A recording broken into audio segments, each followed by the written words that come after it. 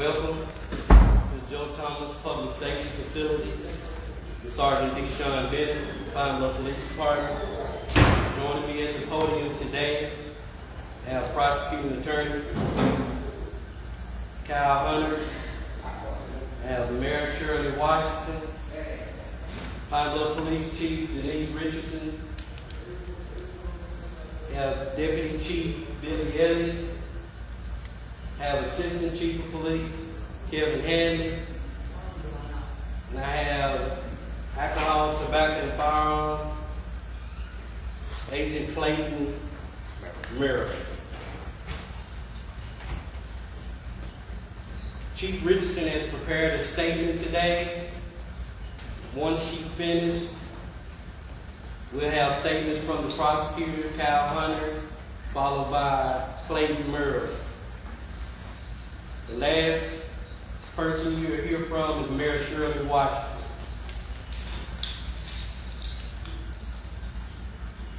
Once Mayor Washington finishes, we'll give you all the opportunity to ask questions. Please be mindful that this is an ongoing investigation. Some of the questions that you ask, we may not be able to answer at this particular time. With that being said, I turn it over to Chief Richardson.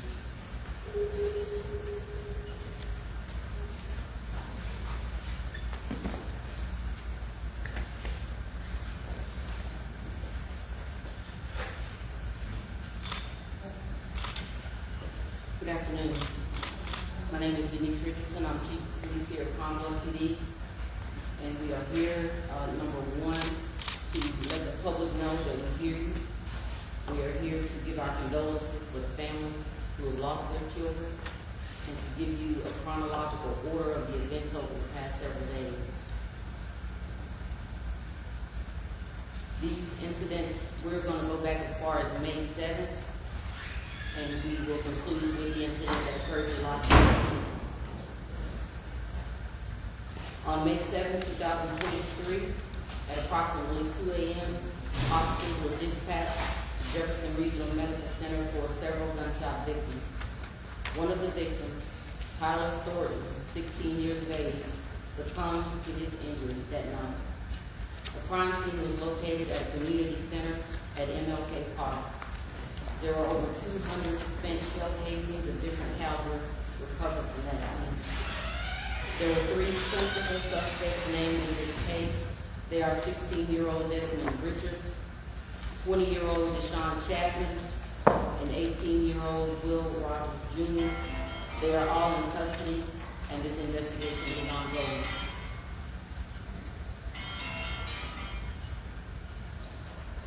On June 9, 2023, officers were dispatched to the intersection of North Hazel and West Haven Street.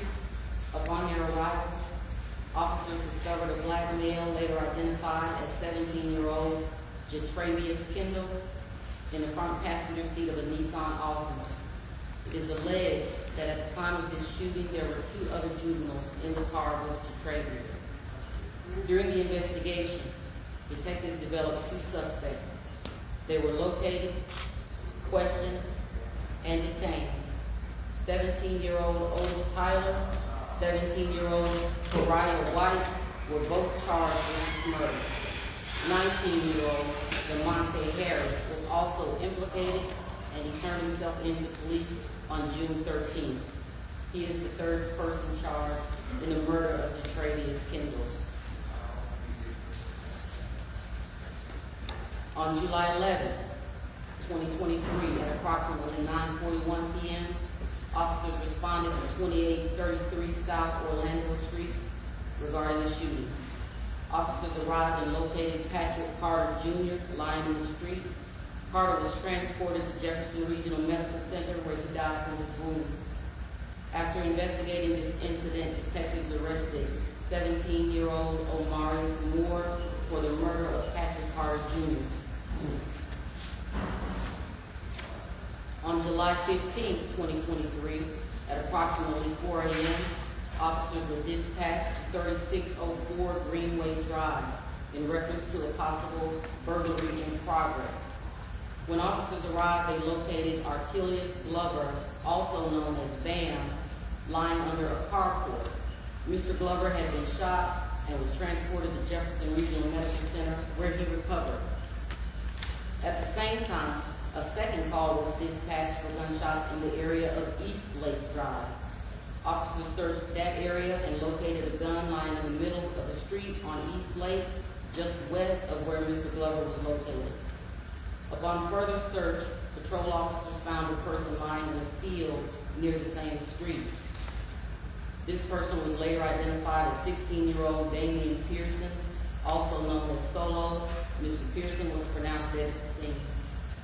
This investigation has revealed that this shooting was retaliatory and connected to an altercation earlier in the week. Further investigation indicates that there are several suspects in this case and others, and to date, detectives have arrested a 17-year-old female named Morgan Leon, and she has been charged with murder in this case. At least 2 other suspects are being sought in connection to this murder, and they are 17 and 19 years old. They are at large, and information on both will be forthcoming. This investigation is also ongoing. July 16, 2023, at approximately 5:50 p.m., officers received a call about a shooting in the area of 17th and Hazel Street. Upon arrival, officers were directed to a home at 2303 West 17th. According to witnesses in the area, this was a drive-by shooting. Officers located 17-year-old Zamarion Moten in the front yard of the home. He was pronounced dead on the scene. Once inside the home, officers located 14-year-old Vaniya Bennett. She was also pronounced dead on the scene. A third victim, 18-year-old Kaden McKay, was found in a bedroom. Officers on the scene removed Mr. McKay from the home and began to render aid. He was transported to JRNC for treatment. A short time after this shooting, patrol officers located the suspect vehicle parked at a home on West 37th Street. The vehicle had been reported stolen from the state of Texas 4 times. It was originally red in color but had been spray painted black. The suspects got out of this vehicle on 37th and left in a gray or pewter colored Chevrolet Camaro, and this vehicle has not been located. There are several pieces of evidence in this case, and they've all been sent to the Arkansas State Crime Lab. There are persons of interest and a principal suspect in this case, but no arrests have been made. This investigation is also ongoing. We want to remind everyone that there are rewards offered for all of these cases. And I want to say I appreciate our detectives and their leaders for continuing to try to string these cases together and work as they should be worked in the face of constant, vicious public scrutiny. They have stayed focused, and I appreciate you all. We have a lot of work left to do. We ask our community to come on board and help us in any way they can. I will release the podium now to Prosecuting Attorney Kyle to answer more specific questions about the charges.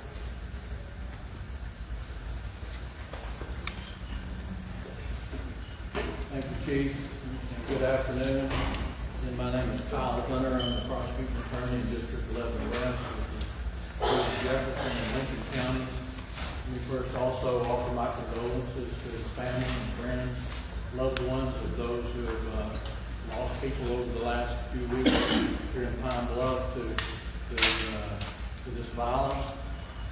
It's a sad occasion for Pine Bluff. It's a overwhelming type of situation for the police department because of the number of homicides that are having to be worked, and each one takes a lot of time.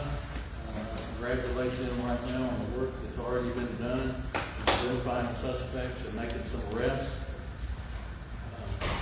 Also with me today are 2 of my chief deputy prosecutors, Joe Reed's here with me, and Simber Tadlock.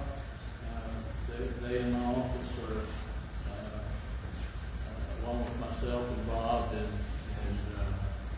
working through these homicide cases and making charges that are appropriate, trying to hold people accountable for the acts that they've done. I want to take up, there's a differentiation between someone who's been arrested by the police on a charge actual formal charges being filed. So that's kind of what I want to talk about today. On May, the incident on May the 7th, Deshaun Chapman and Damien Richardson and Will Rogers were arrested for the homicide that happened at MLK Park. As we speak, Deshaun Chapman and Desmond Richards have been charged with murder in the first degree, along with some other charges. I'm not sure that Will Rogers has been formally charged at this point in time, but Chapman and Richards have. All three are in custody. The incident on the 9th of June involving the death of Mr. Kendall. The suspects in that case that are in custody for the homicide are Otis Tyler, Ariel White, Demonte Harris. They have not been formally charged at this point in time. The investigation is still continuing, and those charges are yet to be determined. Regarding the incident on July the 11th, regarding the death of Patrick Carter, who was 17 years old. There has been a suspect that's been arrested for that homicide. He is in custody. He is also his name is Demarius Moore, and formal charges are still pending against Mr. Moore. Regarding the incident on July the 15th, that was this past Saturday, regarding the death of Damien Pierson. 2 people have been arrested. Neither one has been formally charged at this point in time, but have been arrested in regards to that incident. Charges are pending, subject to submission of the final investigation by the police department regarding that matter. And then this past Sunday, regarding the death of Miss Bennett, who was 14 years old, Mr. Moten, 17 years old. No one is in custody at this point regarding those particular homicides. I really can't talk about the specifics of the facts regarding those cases, but I do just want to say this, because I think it's of public importance that what's we're seeing going on in Pine Bluff, and may be related in these cases and may not, but there are groups that are gathering. You might want to call them gangs or groups. There's an organization in Pine Bluff now who's hired a director with a city employee for GVI, Group Violence Intervention, which is will be addressing this issue with strategies, but just think that the public ought to know, and family and moms and dads and grandparents, school officials and people ought to know that these groups are gathering. They've got different names. They're loosely, or I call it loosely organized. In the old days, you'd think of a gang like the Crips and the Bloods. You'd have a leader. You go talk to somebody. These are more loosely organized. They go here by Pine Bluff by some names like MTF, Mouse to Feed, Mo Money, Hall, Pop Out Gang, Murder Gang, EBK, KEO, MOB, Mob, Only Gang, and I'm sure I'm leaving some of those out. But the reason that's important is just that you'll know that these retaliations and things that you're seeing are loosely organized groups that involve people who are associated by maybe neighborhoods or ages. You have people going back and forth between these groups. It's become a violent situation in our community. And it's got to be addressed, and it's got to be dealt with to address these gangs and try to dissolve them and stop their influence in our community. It appears that involving these incidences also that many of them are targeted. They're not just random shootings for the public to be afraid of random shootings, but what happens? Even when targeted shootings, that people that just happen to be in a house, like this past Sunday, when 14-year-old Miss Bennett sitting in a house. Someone was shot out front, and she happens to be hit just because she's in a house where someone's targeting. It's horrible. It's unacceptable. And our office is determined to work with the police department to hold people accountable for the acts that they did. And so I encourage the community to tell what you know. If you know something about these particular type organizations or gangs, groups, I encourage you to give that information to the police, no matter how small that you might think that it is, because you never know when one small piece of information is the information that can lead to solving one of these horrible crimes and be able to help us hold someone accountable for what they've done.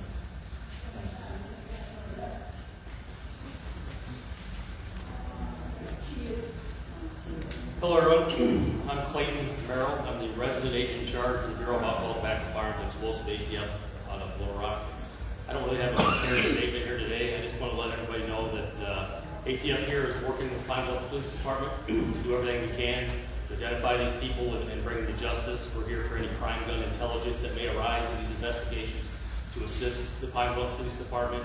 The Pine Bluff Police Department is also brought on a task force officer for over a year now that works closely with my office and has the same abilities and access to what we have as ATF agents.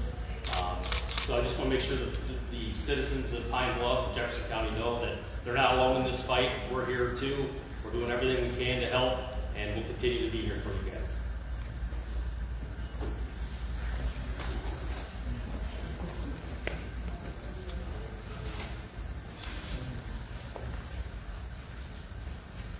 As we close, we would like to thank everyone involved in the ongoing investigations. We'd like to thank them all for their hard work.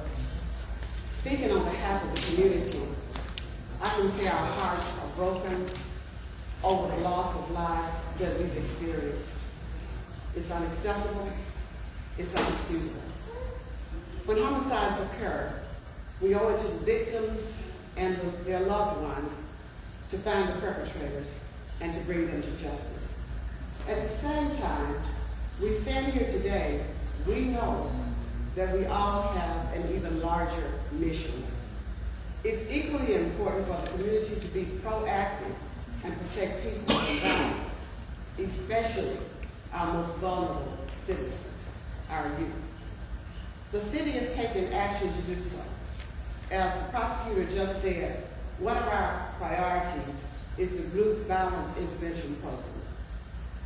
This program is so important to us, and we want to be so well embraced with the knowledge and information that a group of us took a trip to Pennsylvania, Philadelphia, we visited New York, we visited Media, and I think there was another city that we visited, because these are cities, communities and cities that have experienced success with this program.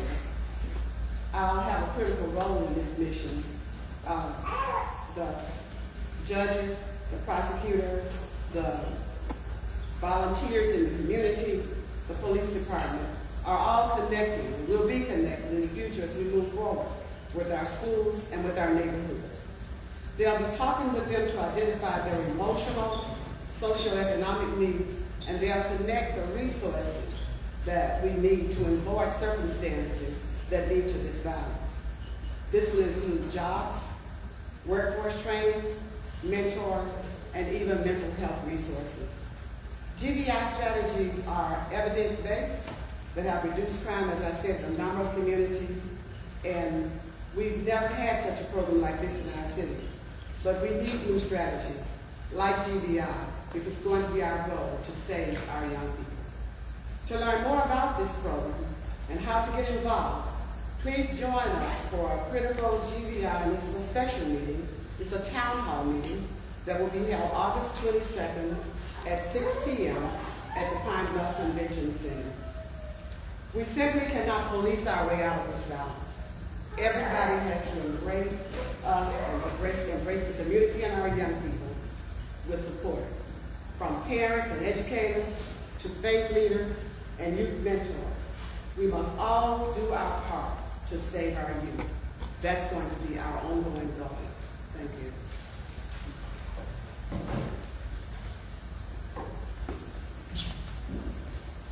Now we will open it up for questions. I want to ask Mayor Washington, as it relates to this spate of crimes here, what movement has GBI made to address these particular crimes? She has been basically coordinating with the prosecutor, looking at evidence, and she's just really getting started. We're getting started with that, but she's connecting. We've had meetings with Judge Brown from juvenile court. We met with the prosecutor. We met with Judge Glenn. And she's going to be putting boots on the ground and more closely working with families and connecting with these families as we need. How can she or how can anybody suppress this recent spate going forward? That's right. I said, how can anyone suppress the spate of crimes going forward? I just asked about, what movement has GBI made, but how do you all focus on suppressing incidents like these going forward? I think one of the things is we said these are group related, and she has to connect with those forces, those sources in those groups, so maybe we can prevent crimes from happening as we move forward. Another question for Mayor Washington. Just on the topic of guns, just for an example, we were filling up gas on the way here and saw a young man with the gun in his pocket. And you can visibly see it. When it comes to just guns, is it curfew, or how do we get it out of the hands of our youth? And is there procedures for the police department if we do see a young person with a gun visibly? How do we address that? I'm going to let the chief answer that question because we talked about that, but that's a police question. How do we get those guns out of there? I have a question for you, Mayor. To your question, Hold on just a second. Okay. to your question. Police, Ma'am? did you call the police? No, ma'am. All right, what we need are people who are willing to report, because he may be somebody that will.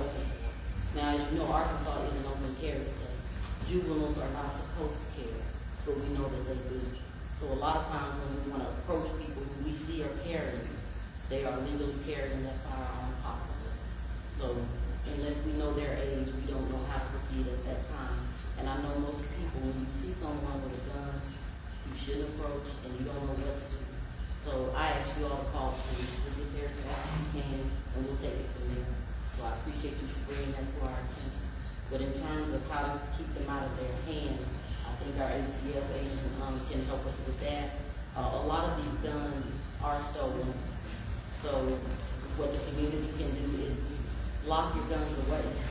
You can't just own a gun. You have to be a responsible gun owner. You have to keep them. You have to account for your weapons. We do have a lot of juveniles who are simply just opening car doors, and they can get a gun. A lot of these guns are legally purchased. We have people who go to a legal gun store and make a straw purchase.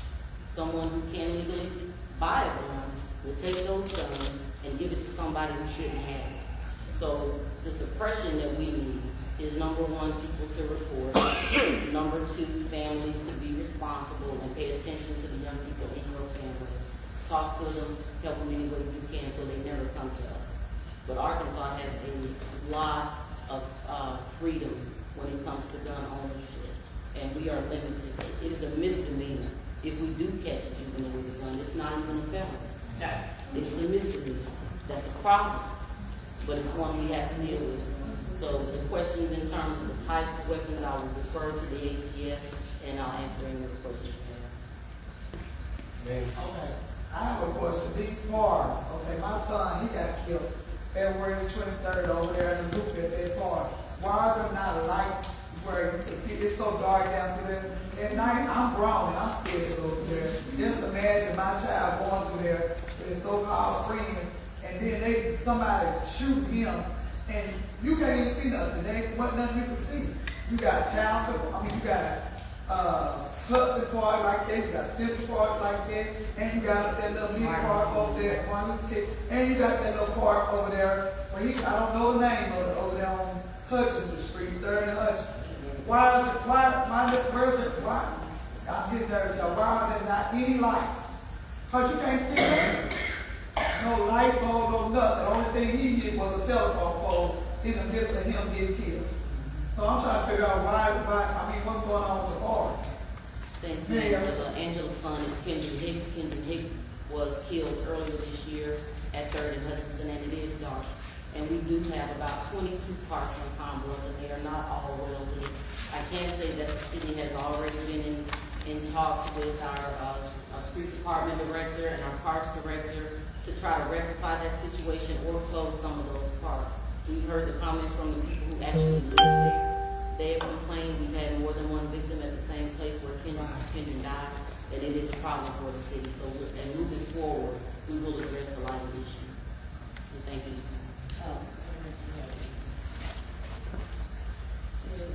Anybody I have else? a question.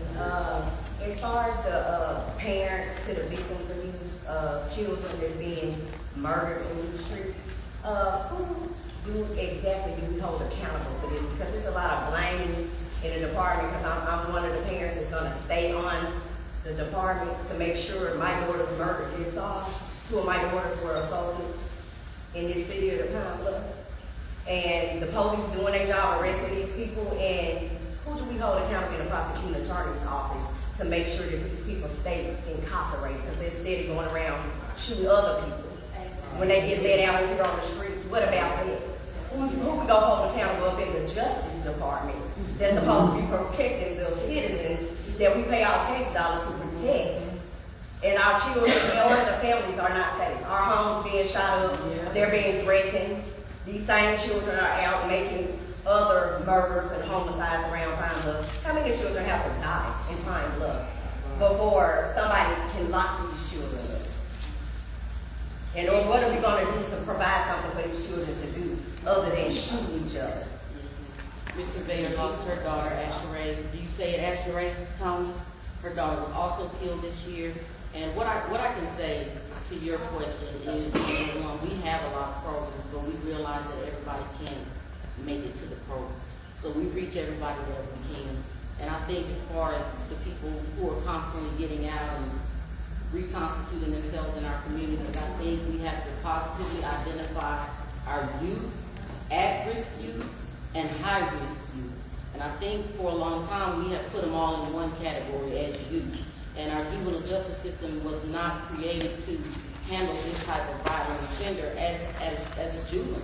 So we are constantly trying to figure out ways to address the problem without being heavy-handed, and also be able to help the kids that we still can reach and move the kids forward that we have lost. And what the prosecutor's office is doing, and I'll let him address this, is, as you know, all of these juveniles are being charged as adults. Now, our job after that is to get a good jury who is not sympathetic to the suspect and put them in jail. They are not being charged as juveniles. They will not be in the juvenile system. They will be in an adult correctional facility. If we get a conviction, they're being charged as adults. And I will let the prosecuting attorney answer any questions. Well, you know, I feel for what Ms. Surveyor is saying, and I know she and I have had that conversation with Ms. Surveyor, and it's hit her family a couple of times, her personally, and her niece, for her sister's child, and it's an issue. And fortunately, regarding the one person that's been arrested regarding Asheray's case, you know, it did get denied bond, and so it didn't get his bond lowered, so he's still in custody. And there's those issues of arresting the other 3 people that we think were involved in the death of her daughter, and it's frustrating. And we just have to hold our office accountable. We're the ones that want to take the evidence that we've been given and try to hold people accountable through the justice system, and hopefully we'll accomplish that regarding the family members. Yes, I have a question. My niece was, she had, an ankle monitor on her leg, and when her mom called and reported that, didn't nobody even try to find it. I thought maybe when you cut it off, the police department automatically be alerted and find her and lock her up. I feel like if that would have happened, if they would have went for and got her, she would have never been dead if they would have looked for her when she cut that ankle bracelet. Well, there's a lot of frustration. There's a lot of frustration out here, and it's legitimate. You ought to be frustrated. And So, these parents need to block these kids when they ask. Exactly. Also address the parents, keep it easy I'll try. My son. Settle down just a little bit, just settle down one at a time. Let's try to get your questions answered. Excuse me, I got a question, concerning child, the people that you have and that's locked up, when are they gonna be charged, court time? And so they can do that, I can send them on the field, so let somebody else get that one. She would have never been dead if the police department would have went after when she cut that ankle bracelet off. I don't think so. well, there's always some blame to go around, because nobody can solve every problem. But let me say They don't this. dismiss. But let me just say this. I know that the police department is dedicated to solving these crimes. And I'm gonna get your question. And that our office is dedicated to charging those who we can charge under the laws of this state, and to resolve their case in a manner that's satisfactory and just. And that's our goal. Individual questions regarding those individual cases, I think, should be addressed privately with the chief of police or with my office, and we can address those issues. Regarding Chapman and Richards, they've been charged today.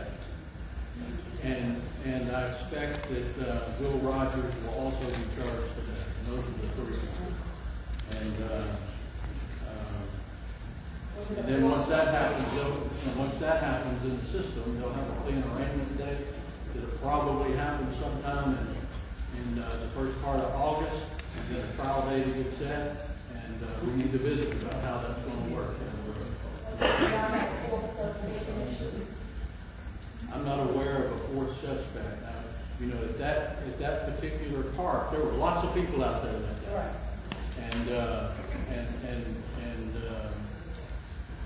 But there's only three suspects right now that have been arrested, and all three are subject to charge. Agent Merrill would like to piggyback off. Yeah, I just want to say something quick that I wanted to add. On a situation like you said, obviously that's a local police matter. But if you have information, if the public has information about guns, people that have guns aren't supposed to have guns, you can contact ATF, atf.gov. You can submit a tip. You can do it anonymously. Okay, and that'll come to my office, and we'll take a look at it. And that goes for the homicide suspects. If you all have some information that you don't feel comfortable, call the local police department, atf.gov, submit it. So the people that, battle guns and kids in the street, do y'all do anything to them by, don't y'all, the gun is registered, right? Have to be. They don't get on. Yeah. They don't get on Anytime there's a firearm used for crime gun intelligence, we work it up. If there's an avenue that we can take on the federal side for the sale, the purchase, or whatever, there may be a federal statute in there, we're more than happy to look at that. But I just want to make sure everybody on atf.gov, you can submit any tip there anonymously. Okay? We're going to take a couple more questions. I got a question. Mine was from the field to him. This is for the mayor and for the police chief. Both of y'all advocated for more resources. Both of you just advocated for a $3 million tax that lost just recently, within the last month or so, by 20 votes. Both of y'all advocated for it, but yet a lot of people in the police force and the fire department did not advocate for it. Some of the city councilors now trying to get that back on the ballot to try to get that $3 million. And I only see one city council person here, and 2 or 3 of them are trying not to let that be back on the ballot again. How desperately do we need that tax to pass and more resources to help solve these problems? I think it's obvious how bad we need it. These detectives, this timeline is about 9 days. They've been at work every day. We have to pay, they have to eat, they need resources and they need benefits. So the tax to me, it's just a no-brainer that we have to have. And I am happy to see one of our council members here who supports us, one of them. One of eight. One of eight. But I know some others couldn't be here and want to be here. But we do need a tax, and I understand that people don't want to hear about taxes. But when it comes to the loss of life of our kids, 14 years old, 16 years old, 20 years old, to me, there's no cost associated with it. So if you have to stop buying a lottery ticket and pay a little bit more in taxes to support these police, I think this community should do it. I think we should stop listening to people who don't live in this city. One of our local educators doesn't even live in the city limits and cannot vote. You need to stop taking advice from people who are telling you to do things that are detrimental to you and your family and your city. If you live in Pine Bluff, this affects you. We will be held accountable for the money. We hold our officers accountable, and we don't hide away from the people that we work for. So if you want your city to grow, you're going to have to support some of the things that come forward through the council, and I do support the tax, and I'll let the mayor answer the rest. Based on the voices that I hear in the community and in the department, most of the firefighters and the police officers have reconsidered and realized that this tax is much needed. I think the majority of the council members, as a matter of fact, I know the majority of the council members are also in favor. They're not here today because most of them do work other jobs. So I think if it wasn't for that, they would be. I would like to say in reference to the street lights or park lights that you were talking about in those parks. As we said, we do have 22 parks in the city, far too many. What we're doing right now is an assessment of all those parks and closing some of those parks. We've already ordered lights, more lighting, but we're at the mercy of Entergy right now because they will install those lights as time goes forward. But as we downsize the number of parks that we have, that will allow us to invest more dollars in the parks that we leave open.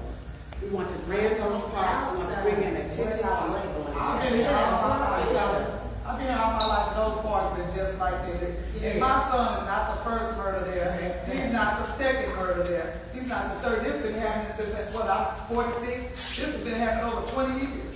People been getting killed in that same spot. Go forward, me. I'm trying to go forward, man. Put those lights up in the park. We had a meeting just this week to address this. We're ordering additional lights to it. No cameras. No cameras. That's on our list as well. And that's one of the reasons we need the additional money. Just let her answer, please. So we want to brand those parks. We want to make sure we are providing programs in those parks so kids can be involved. It's going to take all of us to solve the problem and not just pointing fingers. Everybody has a role to play. Mothers, fathers, grandparents, grandmothers, pastors, the entire community. And our goal is for us to come together and to work in a positive and constructive way to save our youth. Yes, ma'am. Ma'am. I'm afraid to stay at home. This is my other daughter. I'm scared to stay at home because I think they're gonna come at me too tough. I'm afraid to live in my own home. Ma'am, why don't you meet with us after this meeting? Police chief and I will sit down with some other agencies. We'll call it 2 people that we know that we can call from other agencies and see what we can do talking. I have One more question. I have one more question. It's about the taxes. I've been to these city council meetings and I hear how y'all put money here and put money there, and it's a lot of money going around in Pine Bluff. But we're not seeing any streets, roads being fixed, all these potholes. I'm constantly buying parts for my vehicles, my 3 vehicles, my children's vehicles. The roads haven't been fixed, the parks are desolate. There's no lights, nothing. So what we need to say to keep raising taxes for? And we're not seeing any improvements in Pine Bluff. I see Whitehall looking good right now. Going for Pine Bluff. We are aggressively resurfacing streets. Yeah, we need to go do something for Pine Bluff. And potholes. So that's At least fix the roads, the schools are urgent. 23rd Street, It's gonna be a lot of kids Mr. that Mayor, can't go to school. Mr. Mayor, that's for the city council. This press conference was to give the community the information on our recent homicides, to let our victim families know that we hear you, we see you, and we hear, and we will be available for questions later. This press conference is over. Thank you all for coming out.